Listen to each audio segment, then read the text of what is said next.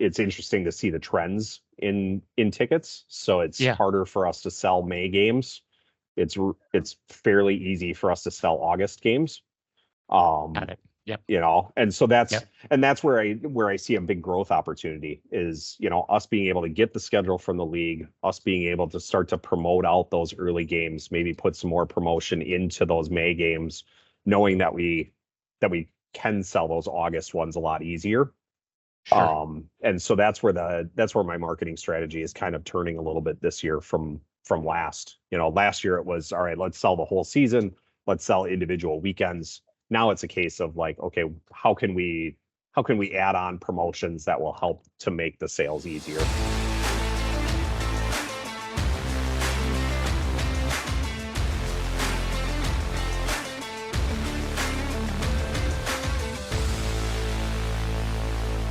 Welcome to Over a Pint Marketing. You got me, Pat McGovern, got my man, Mr. Kurt Lingle.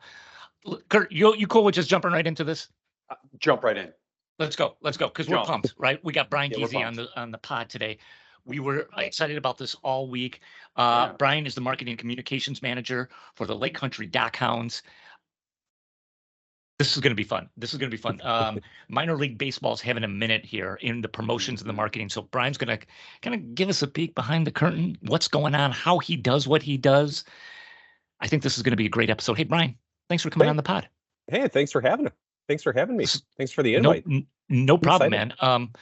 We're all excited about this, but I forgot about this last time at the start of the last show with Bert. I don't want to forget about it this time. Bryan, we've had a little bit of a tradition since we've been doing this since the 50s of what are we drinking? What do we got? What are we promoting? So the guests always start off, sir, you got a nice bar behind you. I do. What do you have? So I had to I would be remiss if I didn't start with our Lake Louie Brewing walk-off lager. So it's our signature beer here at WBC Park. When we partnered with Wisconsin Brewing Company, they said, what goes better with baseball than beer? And so they came out with a signature beer for us that's only available here at the stadium for our fans. So it's nice, crisp lager. So yeah. Hey, Bryan, before we go on to Kurt, just talk a little relationship between Wisconsin Brewing and the DockHounds.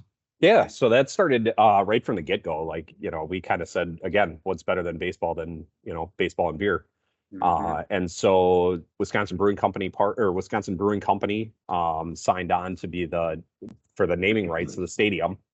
And when they did so, the birth of the idea of having a brewery inside the baseball stadium just kicked off right away. So we didn't have our grand opening in time to be technically the first, but we were the first baseball stadium in the state of Wisconsin to have a brewery located directly inside the facility. That's awesome. So the partnership with them is fantastic, right? So they opening day, they decided they wanted to do a special brew just for opening day weekend. So it was only available here. It's a little smaller of a brewery for them. They have their main facility out in Verona. They have a 6-barrel system here inside the stadium. And what it allows them to do is be able to kind of be innovative in what they're doing and try to just be creative. Yeah. So for opening day, they took our walk-off lager, which was our number one selling beer last year. They decided to take baseball bats from Dingbat Baseball Bat Company out of Madison.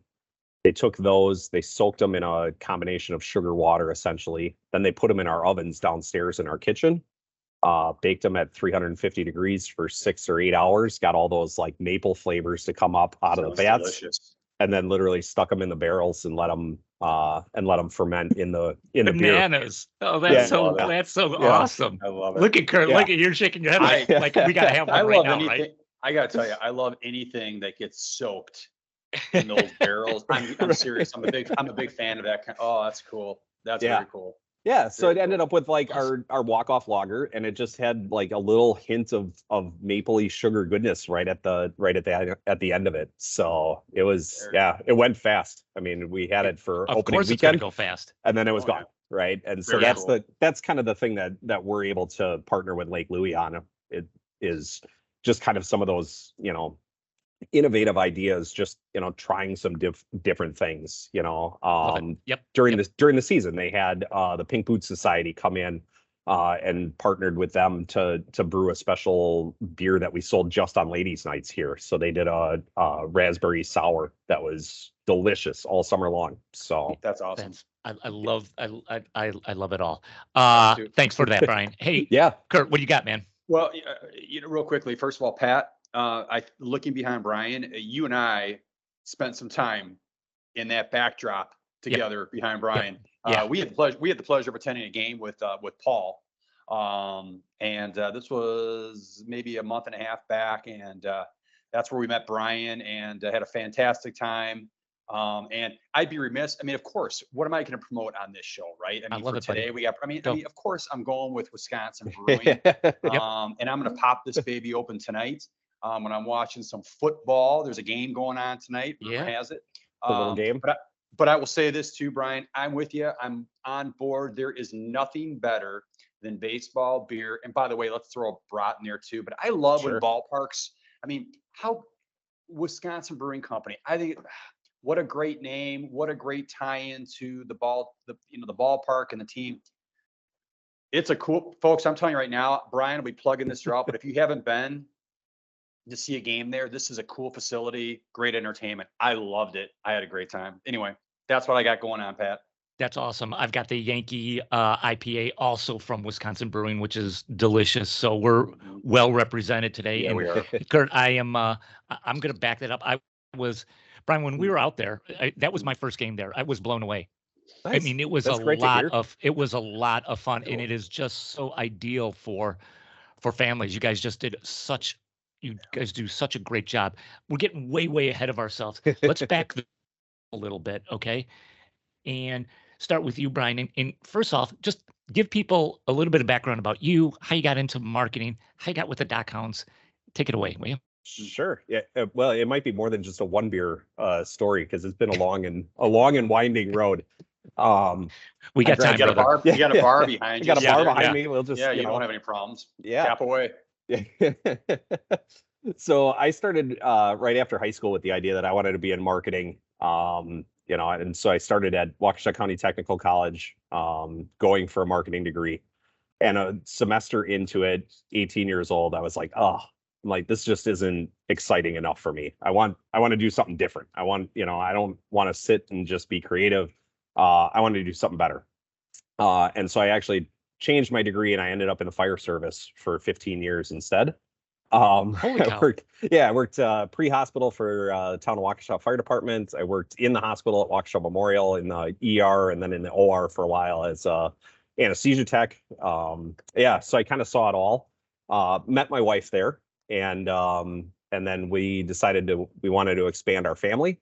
And so when we decided to have kids, then we both, being in medical, couldn't both be gone at 1 o'clock in the morning, because the state kind of frowns on leaving your kids at home by themselves at 6 months old or whatever. So so I said, I've always had a passion for marketing, even when I was on the fire department, right? Like, it was marketing the pancake breakfasts or fundraisers or recruitment for new EMTs and that kind of thing. And so that passion was always there. And so I said, hey, let's get back into that, right? Something that's a little bit more stable hours wise and that kind of thing. So then I went back to Madison College for a marketing degree, and did an internship with Andretti Sports Marketing. They were doing the IndyCar races at the Milwaukee Mile at the time. Yeah. And I absolutely fell in love with it. The idea of, the story I always tell is I was an intern, and at 1 o'clock in the morning, the night before the race, I was literally on the track sticking sponsorship stickers on the walls because they had signed a new sponsor for the race the day before. And so sports marketing at that point, I was like, okay, I get it. You're always kind of on, you never have an off season. And you either love it or you hate it. And I totally fell in love with it. And so now, thankfully, my daughter is at an age where we can leave her at home alone, because I went from, being worried about us both being gone in the middle of the night to now us both being gone in the middle of the night. But so that's been the long winding road for me to get to get here. So that is a winding road. So Bryan, you how did you end up getting with the DockHounds? Yeah, so they I saw. And hey, Bryan, hold on before you go into that story. For those who don't know, just I'm calling them minor league, but how would you talk about the DockHounds if you were just meeting someone to, like, just so set the stage for people who don't know? Sure. Yeah. So we're considered a professional baseball team. And so we're a part of the American Association of Professional Baseball. And ultimately what that is when Major League Baseball had hundreds of different minor league teams in all different levels, right? And they decided they needed to compress that down, and they had way too much. And so as they compressed that down, they ended up with a surplus of players that were just out there that still had tons of talent, still had the ability to play, still had a dream and a desire to get back to playing Major League Baseball. And so what MLB did was they partnered with the American Association, and we are the premier partner league of MLB. And so what that means in a nutshell, essentially, is that any of our players that we sign are signed to our team within our league. But any MLB team can come in and essentially buy out their contract from us and then put them into an affiliated team somewhere in, single A, double A, triple A, that kind of thing. So they're all MLB, essentially they're all MLB free agents. Okay. And so we have them under our contract control, for us to be able to have them on our team. And then we can, promote them up, and help them kind of relive their dreams or fulfill their dreams of trying to get back into the pipeline of being an MLB player. Got it. Cool. So thank you for that. Yeah. So just set the stage. So how did you get with this organization? So back in 2018, 2019, they were looking to get approval to build the stadium in the Village of Summit. And in the papers and that kind of thing, I saw that they were doing this, and I saw that there was a lot of pushback from the community in Summit to be able to have that built in their village. And I said, man, Oconomowoc, Lake Country, like, we need baseball, And so I took it upon myself to kind of build a website page that was in support of them building in the area. And then I ended up partnering up with them, and I met the owners, and and I said, hey, this is what I'm doing. Do you mind me helping out? They said, no, absolutely not. Go ahead. And so ultimately what ended up happening was we pulled out of the Summit location and entered into the Oconomowoc location where we actually are now. And so in 2020, we got city approval in March of 2020, we got city approval from Oconomowoc to be able to start to build the stadium. And then essentially a week later, the world shut down because of this little virus thing that came up. So I stayed on with them through that, and kind of a part-time role, essentially. Okay. So I helped with getting their social media channels set up, kind of their basic, emails and that kind of thing set. And then from a budgetary standpoint, they just didn't have the budget for year one to bring on a full-time marketing director or manager or anything like that. The staff was pretty small. They ran the first inaugural season. Essentially, they ran with 5 full-time employees for the whole season. And so then during the off season last year, then they said, hey, we want to do some restructuring. I think we can afford to bring you on if you're interested. And so I started with the club in November of last year as the full-time marketing manager. Got it. Cool. Lesson number 1, initiative. Right. I mean, hearing your story, how you got in. I mean, folks, lesson number 1 for the podcast today: take the initiative, elbow grease. That was your story. I mean, and a great story, Bryan, but in terms of like how I'm like, you took the initiative. That's how you got in the door. That's a great story. Very cool. Yeah. Well, thank you. Yeah. So Bryan, let's kind of get into the nuts and bolts of it now. Sure. You're the marketing communications manager. How big of an organization, like how many people underneath you? I have essentially intern staff underneath me. Okay. So, and it's kind of split between in season, out of season, right? Okay. So we have, during the season, I have a staff of about 10 between photographers, videographers, social media, website development, graphic design being a huge one there. Sure. Social media managers, that kind of thing. So I have a group of about 10 during the season. Okay. During the off season, that gets stripped back. Currently, I have 3 Okay. between graphic design, website development, and then I'm looking to bring on a social media manager as well. So Got it. our season, I say my job is split into 2 seasons. I have baseball season, and then I have rental season, essentially, or the off season. Okay. Because of the facility, you talked about the bar that we have here. Yep. We have a space up here that holds about 300 people. And so we rent this out year round. So we invite Fantastic. corporations that want to, Sure. have their Christmas parties or holiday Yep. parties or anything like that. Great idea. Sherwin-Williams was just here not too long ago, and they did a whole training seminar where they brought their higher level executives in. They did a whole training seminar within the confines. We have an in-house caterer that does all of our food and beverage stuff. So food and beverage is clearly not an issue at the stadium then.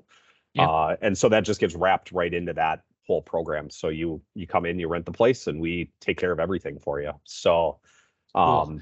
yeah. So that's my staff gets kind of split up between that, right? So my attention gets pulled more towards the park and rentals and events during the off season.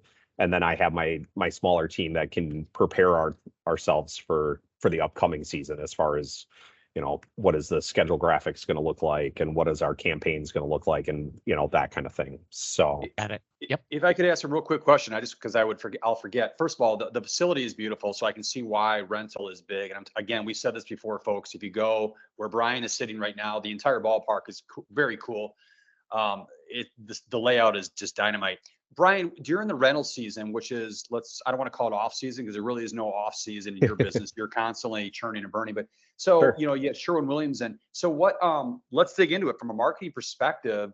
I'm just kind of curious. So when the rental season kicks in, how are you targeting these businesses? What is the marketing department's marching orders in terms of how do you find these companies and what's the process? Sure. Yeah. So a lot of times we start with our corporate partners to begin with, right? So we have over 100 corporate partners that get us through the baseball season. And so part of that is, some of it is built into their contracts, but some of it is us just trying to expand that to them and say, hey, you guys have been a great partner all season long. Why don't you come here and host your holiday party and that kind of thing? To me, Right. that's more the low hanging fruit, right? Like that's the easy contacts. We've already got a relationship built with those people. Right. We just need to fulfill. A reminder Right. type of thing. Absolutely. Yeah. Absolutely. Yeah. And so we just need to fulfill on our end and make sure that their in-game experience or their in-season experience to their out-of-season experience is still the same, right? Like we don't want to damage that relationship by offering something in the off season that's just not feasible for them or it isn't, living up to expectations. So that's the tricky part. That's the part that we really have to hone in on is just making sure that experience that like you guys had during the season carries through to the off-season events too. So, and then it's about outreach, right? So we do a lot of targeted social media campaigns right now, where we do a little geofencing around different industrial business parks. Because we are so new, our circle is a little smaller, but we are doing some web-based digital marketing, some Google search ads as well. And for those, we can kind of expand ourselves out a little bit. So right now it's a learning curve on my part to try and figure out how far is too far for a business to come and ask their employees to come somewhere, right? Sure. Yep. And so we're still trying to kind of, tinker with that a little bit. But to start with, we were kind of in a condensed circle around the Lake Country area. And now that was for last season. Now this off season, now we're starting to expand that. So we're trying to get more towards the Madison area, maybe the eastern fringes of that, where it's a 30-minute drive or 40-minute drive, but the experience that we present to them then makes up for that drive, right? Same thing, down kind of the Walworth County area, the Lake Genevas, that kind of thing, offering them a new facility for them to be able to come to, right? Sometimes you get into these situations where you're like, great, another corporate our business annual party at the same place that we've been to for the last 10 years because that's how long I've worked here. And, Yep. so being able to say, hey, we're new, we're fresh, we offer this great facility, we offer you fresh beer for sure. We have great, adult beverage partners with Central Standard and that kind of thing. And so, trying to tap into that and get people excited that way has been kind of that's been the focus this year. So, Bryan, let's do this. That's kind of the off season. Talk to us about the in season thing now, right? Let's get into your role specifically. Sure. Give us kind of like you've got the DockHounds. They Yep. have, I would say right now, a pretty new product, right? Correct. So, Yeah. just getting the awareness out there is you're probably still in that phase. So kind of paint the picture for us. What happens? When do you start looking at your marketing calendar together? What does that look like? Yeah, so that starts now, right? So our season our typical start of our season is usually the second week of May, when we start regular season, and then we run through Labor Day. So we're a May through September league. So our schedule, the league puts together our schedule. They're hoping to have that out to us by the 1st of October. And so for our standpoint, it's, as soon as we get that schedule, we get into our hands of our season tickets holders that had packages last year, to try and get them to renew right away. Right. And our hardest ones are we offer a 5-game pack, a 10-game pack, a half season, and a full season. And our 10-game and 5-pack really are driven by what the schedule is and what their plans are for the summer. And so for us, it's a case of starting that message as soon as we can. We do a lot of, kind of Christmas type sales in a sense, but not, not sales, but we do a lot more promotion that way. Start to plan they make great gifts in a sense, right? So you buy your 5-pack and, and it's a family experience kind of thing. So we found, over the last 2 seasons, we found that, trying to sell the experience is a lot easier for us. Right. So, because there's a lot of competition for us. There's brewers sell baseball, the milkmen sell baseball, the Chinooks sell baseball. All these teams sell baseball. But for us, it's really about selling the experience, which ties in well to a longer kind of sale, right? Like we have to be able to show you and tell you about how great of a time it is here, and that it's more than just a baseball game. And so because of that length of sale, we'd like to start now, as far as getting that messaging out. Bryan, it's a product launch. Basically, you're coming in very recent, and Pat, you hit on that. This is a product you were involved launching this product, which is, DockHounds baseball. I mean, this is kind of what you were doing, and I love that you because I had a question. I wanted to talk about the competition. You just cited it. There's a lot of competition, direct competition, indirect competition. From a brand perspective, if you could just underscore, I mean, what is the key brand promise or the key differentiator? It's like if someone comes to you and, we're having a conversation and I'm saying, hey, Bryan, it's like, I love it, but gosh darn it, there are so many options. I can do the milkman. I mean, what's the promise? What do you say? You know what? Here's what makes us different. Let me tell you. Sure. I think the number one selling point that we always go to is just the uniqueness of our stadium, right? So we have group areas that offer pontoon boat seating, right? So you can bring a group of 10 people and sit in pontoon boat seating, watch the game, have a beer. Right behind you is our kids zone area, family friendly, that kind of thing. And then I think just from the one thing that I always hear from families is just kind of the secure feeling that families get when they're here, right? So we have one main entrance in and one main entrance out that we use throughout the course of the game.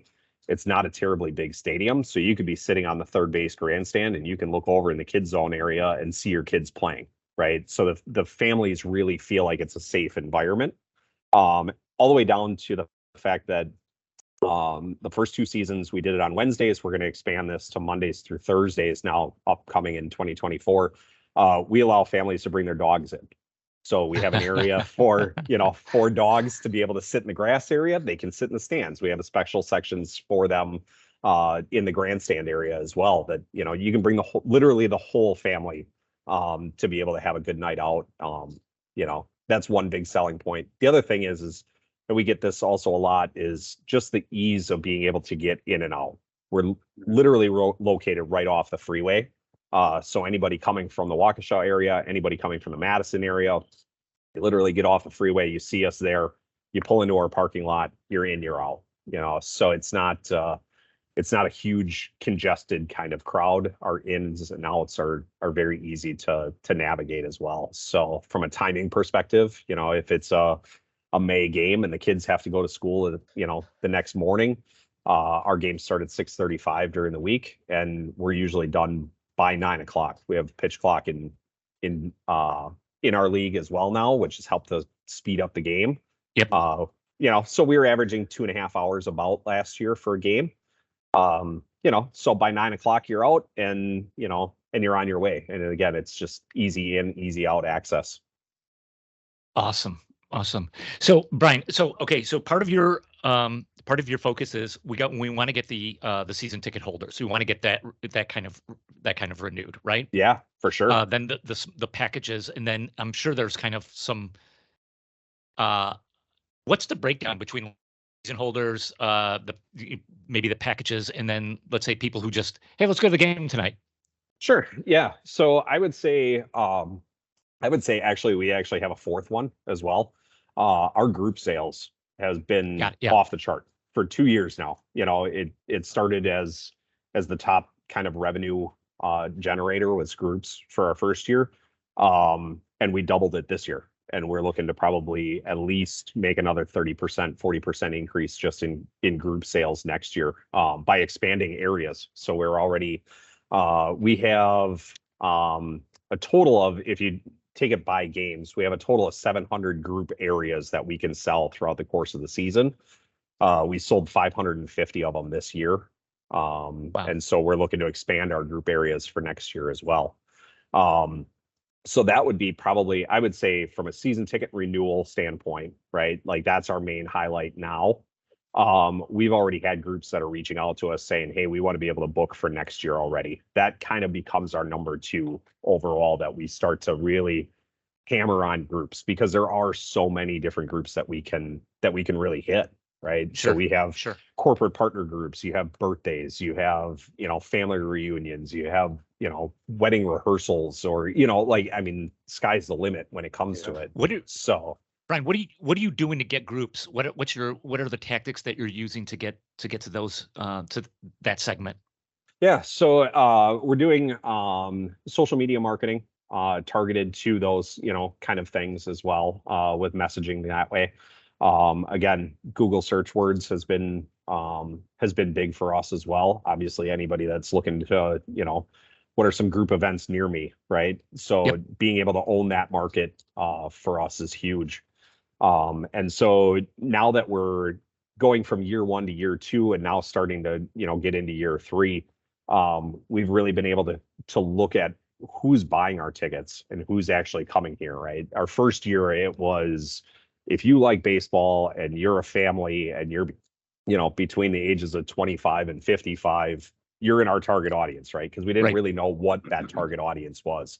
And so now going into year 3, now we're able to kind of even dissect that a little further now that we have more data to be able to back up our decisions, and start to really hone in on things. So that's where we feel like Google search words this year is really kind of our main, I don't want to say new introduction, marketing tool that we're implementing this year. But it's something that we did very limited in the first 2 years, and I really think is going to help us to grow those audiences. Got it. Bryan, how, obviously I look at this 2 ways. Obviously there's the internal push to really promote and message out the DockHounds and the brand. My question is, how much do you lean into your counterparts at other teams? Because it would seem to me, obviously, it's like, you're building your product, your brand, but the health of the league is important too, because that obviously, if there's a healthy league, that makes you healthy. So I'm curious how much ideation happens between your equivalents at some of these other teams where you get together it's like a summit or a round table, and like how it is, the owners meetings each winter. Do you ever do that where you get together and say, hey, let's talk about what's working? What are you doing? What are we doing? How can we collaborate? Talk about that a little bit. Yeah, so we have the league sets up monthly marketing meetings with us. So all of the marketing, whether it's myself or a representative of me, in these meetings, and we kind of dissect things across the board. So what's working for us from a in-game promotion thing, right? Like what pieces are we doing in-game that are keeping fans excited during the games and that kind of thing that maybe a different team can use, or what kind of marketing tactics, are they using down the road at Milwaukee that, we might be able to tap into, right? So we have those monthly meetings from a league standpoint that way. And then we looked at it too, just from a communication standpoint. That was my number one thing was, coming in last year, was just building a relationship with those other marketing managers and those other marketing directors from the other teams. Which I really hope to kind of grow, like you said, into, hey, how can we collaborate on things a little bit more? Us and the Milkmen had a kind of a shared corporate partner a little bit this year. It's a limousine service. And so we offered giveaways. They offered a giveaway. We offered a giveaway where 4 fans would meet here, go down and see our team play in Milwaukee. 4 fans of theirs would meet in Milwaukee and come back here when they were in town over here. So Nice. those are the kinds of things that I'd like to actually kind of start to build on a little bit. We have a little bit of a natural rivalry just because of proximity with Milwaukee. And so, I think the idea of being able to kind of cross-pollinate the marketing message a little bit will be helpful in the future for sure, especially when it comes to those 5-game packs or those 10-game packs, right? So we play them 6 times in each facility. And so for me, it's like, it becomes a no-brainer. Like, hey, if you want to see your team on the road, here you go. Here's a great opportunity. Like, come buy our tickets from us, and you'll be able to reap those benefits of being a season ticket holder. What, Bryan, how much of the attendance is driven by how well the team's doing? I wouldn't say much, honestly. Interesting. Okay. Our first year, we finished with 34 wins out of a 100-game season. Wow. Yeah, this year we ended up at 48 wins, so good improvement. We were about a half game out of the playoffs, and our attendance was the same. We pretty much were the same last year as this year, which to me was a win. I said our inaugural season, we should have tons of attendance. You might see a drop off in year 2. And we really didn't. It's interesting to see the trends in tickets. So it's harder for us to sell May games. It's fairly easy for us to sell August games. Got it. Yep. And so that's where I see a big growth opportunity is, us being able to get the schedule from the league, us being able to start to promote out those early games, maybe put some more promotion into those May games, knowing that we can sell those August ones a lot easier. Sure. And so that's where my marketing strategy is kind of turning a little bit this year from last. Last year it was, all right, let's sell the whole season, let's sell individual weekends. Now it's a case of like, okay, how can we add on promotions that will help to make the sales easier? See, but that's a very interesting question, and that was a very interesting response. If I want to stick on that for a second. So, clearly, regardless of the record, I mean, obviously they want to see baseball. That's the product, but there's there's reasons other than what's going on in the field that they're coming. It's the experience, it's the fun. And I mean, I think we should stick on that for a second, because I think that's something that you are able to offer that is very hard for large professional, like at the top level. They can't offer that. It's sometimes so tied into wins and losses, and their pricing structure is what it is. So if I'm going to come see your product, and if you're not winning, you're charging me X amount of money, but for an organization like yours, and I'm just going to dump it into a slush word. I know it's probably not proper, but that minor league level. Sure. To me, I find what they do and what you do from a marketing perspective fascinating, because the level of creativity that you're able to bring in is just endless. You have to do it. You want to do it. You have your sandbox is kind of open to just be creative. I think it's just pure creativity that's happening at your level. And I'd love to get your opinion on it, but I mean, we see it and it's like, you all move fast. It's like, boom, we got to do it. We got to do it. Sure. I mean, I'm being serious. I think that's what's so interesting about minor league sports. Yeah, no, and I think you're right. You know, MLB has a cap for the number of on-field promotions that they can do in the course of a game, right? They can only be on the field X number of times. We're on the field in between innings every inning, right? And you guys saw it too. You know, it's and it's entertaining because it's, you know, we can bring people from the crowd directly onto the field, watch them have a good time. You don't get that lull, right? Like you get the excitement of the game. Now you get the excitement in between innings. It's just kind of that constant fun. And I think that helps us to be able to drive. I think, it helps us to be able to drive bringing people here, right? The family fun, the entertainment value that you're getting. It's a lower price point ticket versus a major league team right off the bat. And so I think the one thing that I did notice, and I'll be interested to see in year 3, this year they show up, we're doing better, and now those fans are sticking around to the 8th inning, to the 9th inning. They're seeing through the game, right? Which from a revenue standpoint is great for us, right? If we can get them to come back to the concession stand one more time during a game, that's a huge win for us, you know? And so I think those are the things that I've noticed between winning and losing seasons, at least. That's the thing that I've noticed so far. Bryan, I got to ask you, if you could, take us through a day in the life of Bryan Giese when he comes in during season. Like, what's happening? What's going down? Like, talk to me about, okay, you know, what's your routine and what do you have going on? Sure. Yeah. So it's kind of a tale of two cities, or tale of two stories. The early morning is a lot of prep for what's to come. What kind of prep? You know, so as far as making sure that our social media is scheduled out for the following week, or our email blasts are crafted properly and scheduled up to go out. You know, our season runs the same way as like a brewer season. So we run in series, right? And we're typically home for 3 to 6 days, and then we're on the road for 3 to 6 days. And so the way our marketing kind of runs is like that. So I'll do a lot of prep work for a week, 2 weeks out in the mornings on game days. And then usually around 1 o'clock, 2 o'clock, you kind of start to feel the stadium kind of starting to come to life. And so you start to hear the music being played outside, the players are coming in.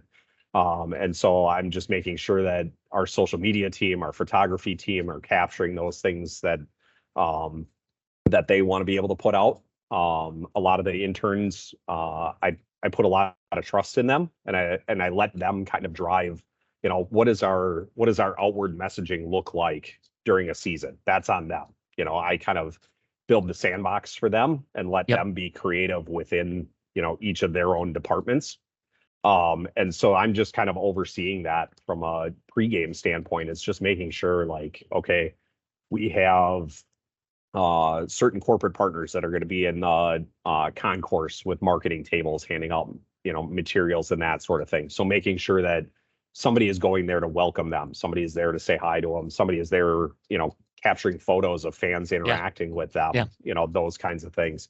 So my role during a game is much more just kind of observation and making sure that we're checking off the boxes appropriately of what we need. So that's where I get kind of those two sides of the story. Now, when the team's on the road during the season, it's a little bit different. So there we can spend time.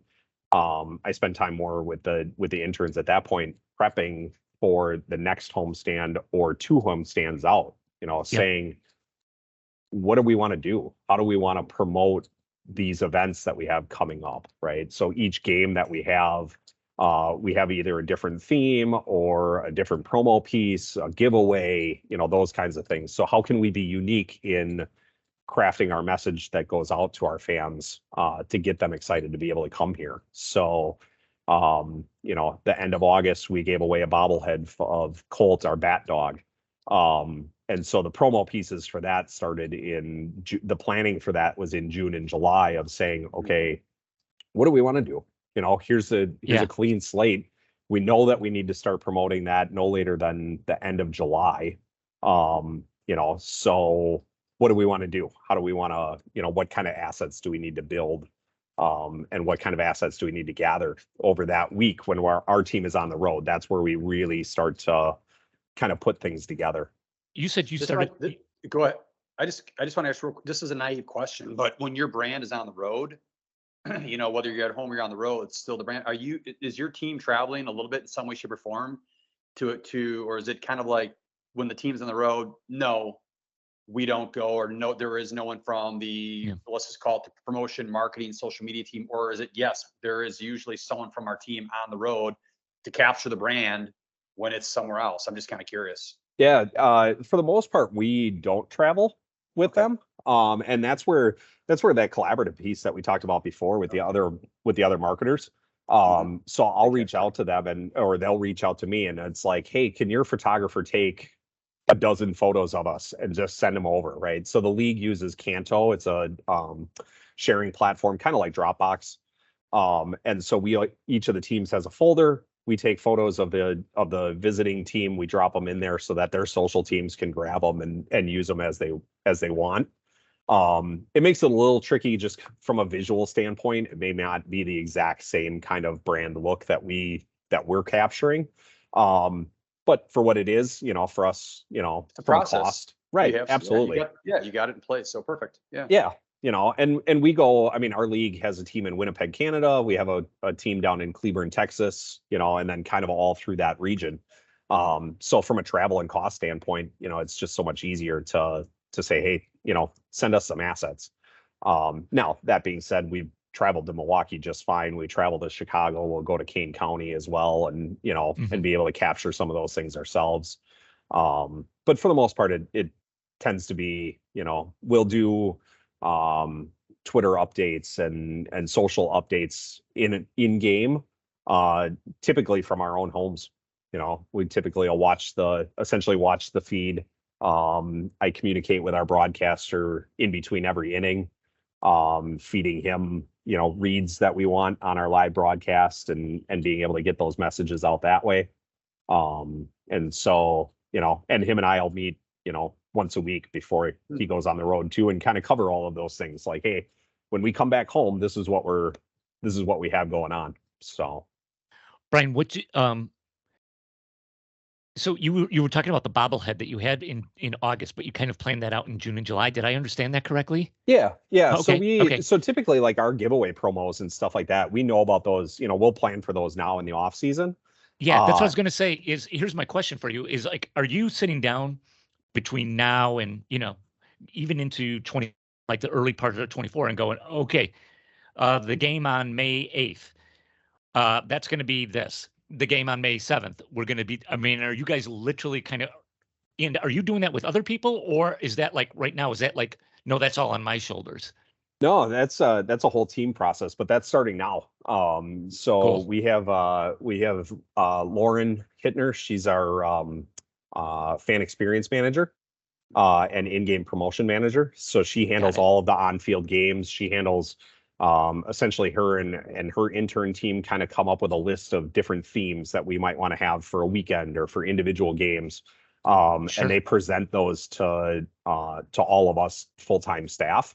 And we kind of go through and we're like, yeah, that's really cool. We could market that. We could send that out. That's really, that's topical right now, right? Like we can sell that all day long. Right.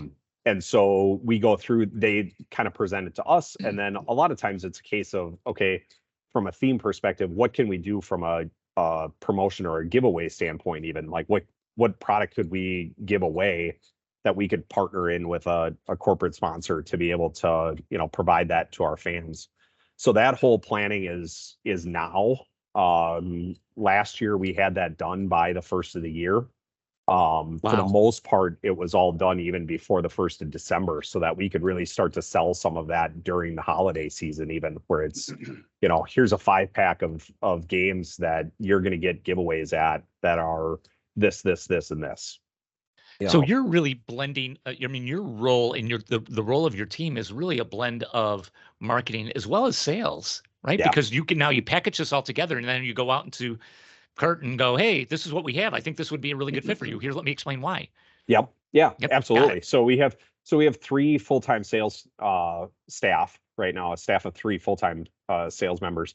And then that increases during the in-season with interns as well. But those three, their main jobs are season tickets, groups, and then, kind of your single games. Those will come along later. But they're an integral part in what it is that we're putting together. It's what kind of feedback did they get from groups that booked this year that we can make for a better experience next year? What are you, Bryan, when the game's over, you said roughly around 9:00, right? Sure. Give or take, Yep. a little bit, right? How long are you packing up at 9:30 then and getting home? Or I mean, is it like, okay, now another part of the work starts. I got to go through, this and this, or, we've passed out some questionnaires. I want to go through that. I want, what's it like after the game? Sure. So we have some immediate stuff from a social media standpoint with our corporate partners as far as getting graphics out and tagging those businesses in social media posts. So we have a sponsor for each game of our home stands. And so part of my team is going through and making those graphics, letting fans know, hey, we won. Thanks in part to, XYZ sponsor for each game. So that's part of the team. The other thing is that just from a funding standpoint, it's, like you said, it's, minor league baseball. So the funds aren't infinite, unfortunately. Right. My marketing budget would be amazing if they were. But because of that, it's all hands on deck when it comes to clean up and getting the stadium ready for the next day and that kind of thing. So I would say it's usually, if a game ends by 9, it's usually 10:30, 11 o'clock when we're rolling out the door. Yeah. And It's then a long day, man. What time do you get in the morning? I'm usually in by 8:30. Just to kind of get some things rolling before, my intern staff usually is showing up at 9 or 10.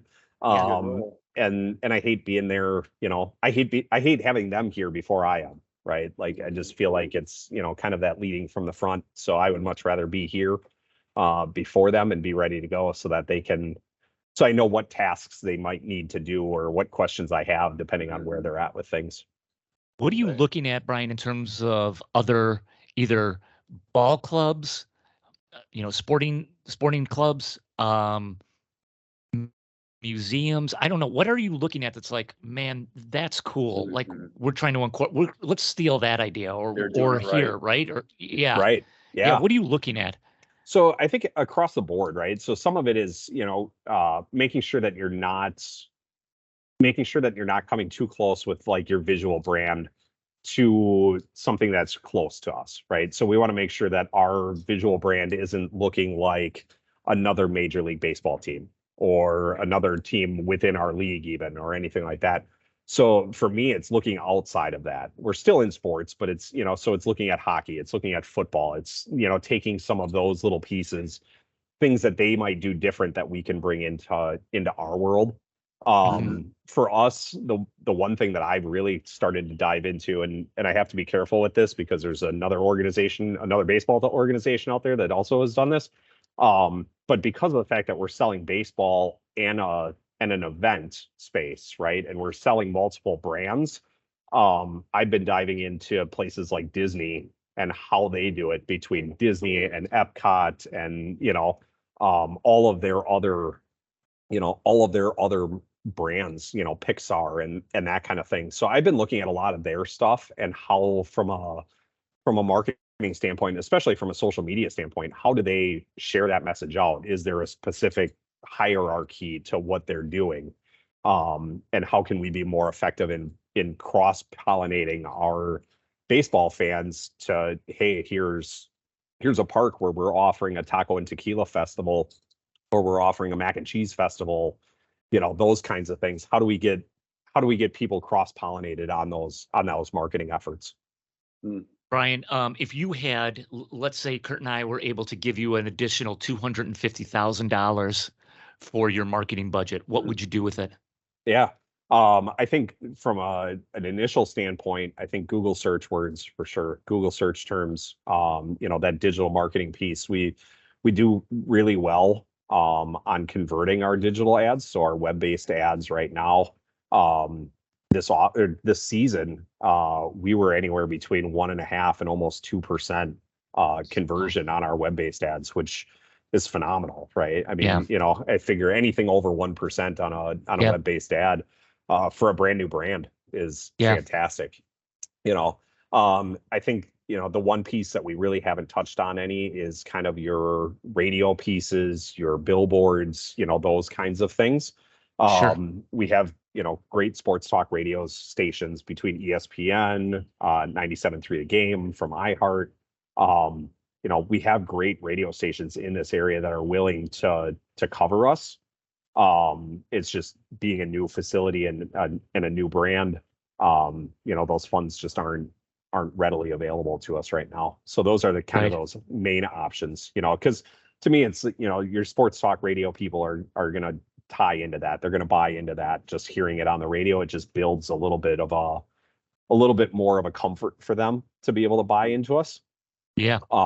So that would be that's where I would go. Bryan, do you ever take the brand on the road? Like a road trip.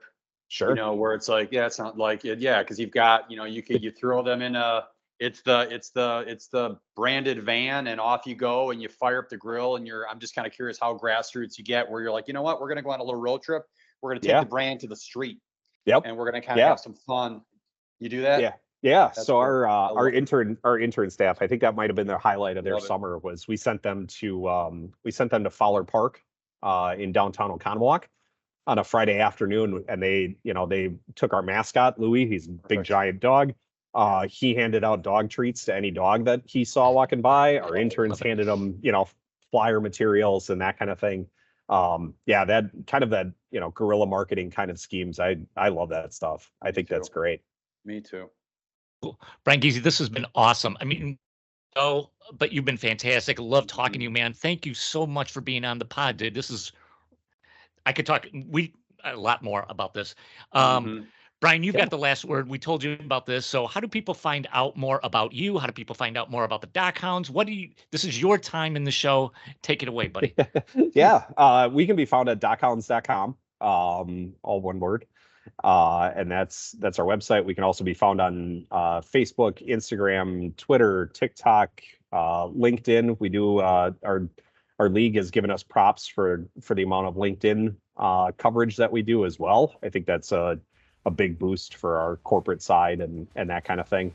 I can be reached at Bryan, Bryan, at lakecountry-live.com. That's my email address if anybody has any questions or anything like that. That's where you can get a hold of me. Awesome. Bryan, thanks so much for being on the pod. Yeah, thank you guys. Thanks for having me. All right, that's a wrap.